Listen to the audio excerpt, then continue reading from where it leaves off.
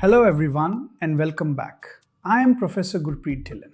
In today's lecture, we are going to explore two of the most fundamental concepts in philosophy and science: explanation and causation. Every day we ask questions like, why did the economy enter a recession? Why do diseases spread? Why did a bridge collapse? Notice that we are not simply asking what happened, we are asking why it happened. That simple word, why, lies at the heart of both scientific inquiry and philosophical reflection.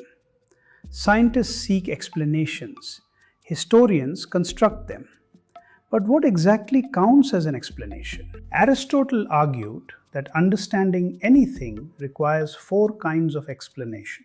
First is the material cause. What is something made of? Second is the formal cause, the structure or design. Third is the efficient cause, the process that produces change. Finally, the final cause, the purpose.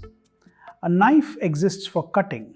A university exists to educate. In the 18th century, David Hume asked, when we see one billiard ball strike another, do we actually see the causal power connecting them?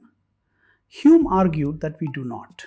We only observe that similar events regularly occur together. Hume called this constant conjunction. Our minds expect the effect, but we never directly observe a necessary connection. David Lewis proposed the counterfactual theory. The central question is, what would have happened if the cause had not occurred? If the faulty wiring didn't exist, would the fire have happened? Others emphasize mechanisms, the processes that connect events. James Woodward argues causation is about intervention. If we change one factor, does the other change as a result?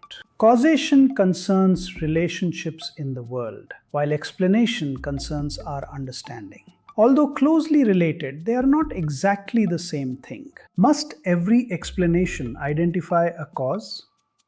In mathematics, the sum of angles in a triangle is 180 degrees because of a proof. No causes are involved. Not all explanations are causal. Science is not simply about collecting facts. It is about discovering meaningful explanations that deepen our understanding of the world. Thank you for watching.